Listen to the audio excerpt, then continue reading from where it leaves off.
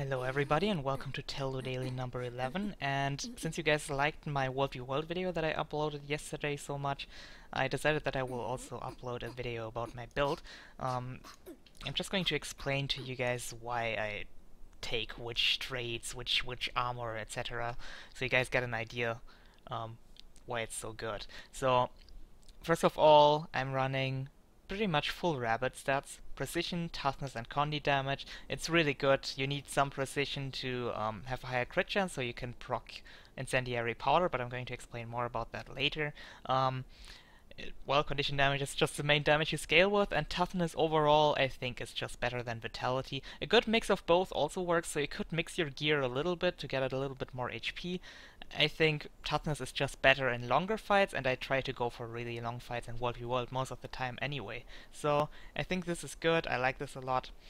And I have full exotic gear and 5 ascended accessories, and on my accessories I have a little bit of healing power as well. I think it's amazing. Healing power, just like with toughness, scales really well in longer fights. You have a lot of regeneration in this build, and it just helps a lot to stay alive. And yeah, here I have one rare on my back item. I don't know how to get a good back item, but I'm going to figure it out soon, I guess. I'm also thinking about getting ascended gear for my armor here, but I have a healing flower or whatever healing gem in this as well. But yeah, I think this is a really good mix. This is pretty much the best mix of WvW stats that I've found so far. And as for runes, I use perplexity runes.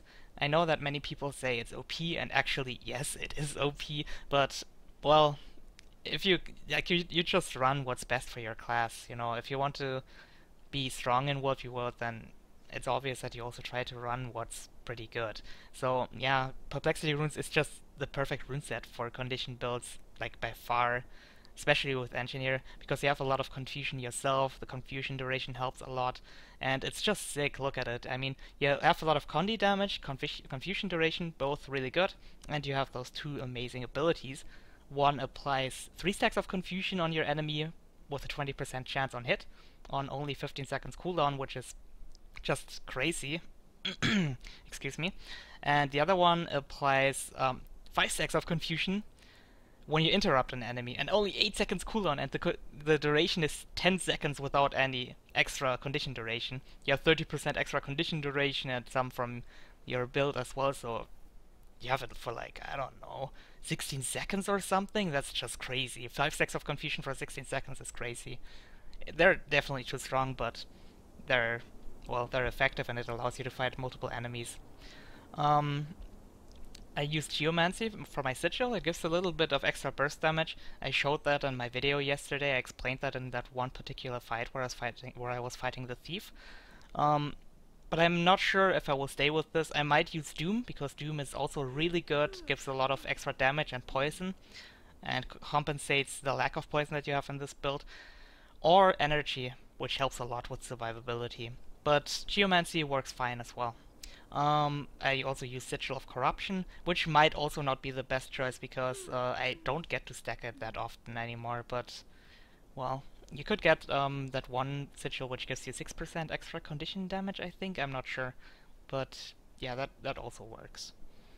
And for traits, I run 30, 0, 0, 30, 10.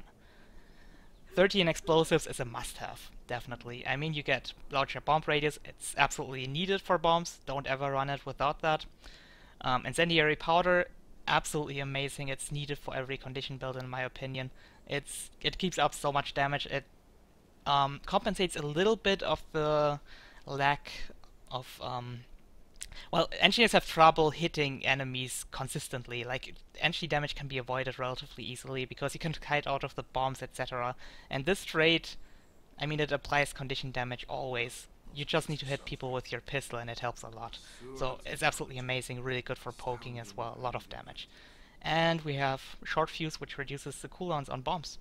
And I think it's just amazing. It helps you so much. You will get more stealth off with your bomb kit. You will get more damage out of it, and it's just amazing. I used to run 10 points in firearms, just to get pistol cooldown, which also helps a lot with survivability and damage because you have static shot and poison dart volley, but I don't run that anymore because I don't have a stunbreaker in this build, as you notice. Running toolkit, bombs and rocket boots, no stunbreaker. So I put 30 points in alchemy just to get protection injection and backpack regenerator both together. Just as I said, I like going for long fights. It helps a lot to have this backpack regenerator. It's a lot of sustain. It's really good. And this helps you stay alive against a lot of the burst. But you could also try it with 10 firearms. I mean, I had most success with this so far, but 10 firearms gives you a lot more damage as well because it has this passive trait, which gives you extra bleeding damage on crits. And, well, the pistol cooldown trait is just really strong. And yeah, obviously, I also have the Vigor trait and 10 points in tools for the swiftness to just keep up the mobility and extra survivability with Vigor. So every time when I swap to a kit, I get swiftness and Vigor, and I can dodge a lot with that and just move a lot quicker like that. And yeah, that's pretty much about it. I'm running toolkit, bombs, and rocket boots, but you could also run flamethrower instead of toolkit. I run toolkit usually though because it gives you that block, which helps a lot against larger groups of enemies because you can just block all their damage. Prybar is just amazing with how is it called, perplexity runes, and the pull is just really good as well in WvW because you can pull enemies out of circs, you can pull them off ledges or something like that. It's just good, and the nails help a lot with the kiting. Flamethrower, on the other hand, gives a lot of extra damage with incendiary ammo, and you can knock people back. I mean, you can watch the videos about the kits that I made to just get a better idea of it, but definitely both kits work pretty well. You could also run, like, I don't know, toolkit and flamethrower together instead of rocket boots, but I think rocket boots help a lot in WvW. It allows you to disengage, it allows you to stealth a lot with your smoke bomb like that, so you can just do that, and you have 2 finishers and you're just stealth for like 4 seconds and you get away from your enemies with that. It's just so useful. And, well, if you want to see this build in action, check out the video that I uploaded yesterday. I'm going to put an annotation at the end of the video, and you can just click on it to see this build in action. But yeah, that's pretty much it for today. I hope you enjoyed it. I'm not sure which Teldo Daily I will do in the next days, but I'm also considering to do Teldo Dailies on other games as well. So, well, I will still mainly focus on Guild Wars, don't worry, but sometimes I might just move in like a review of an indie game that I really liked or something like that, and I will see how you guys like it, but I would really like to do that as well. Either way, thank you very much for watching once again, and I'm really looking forward to your feedback, and see you guys tomorrow.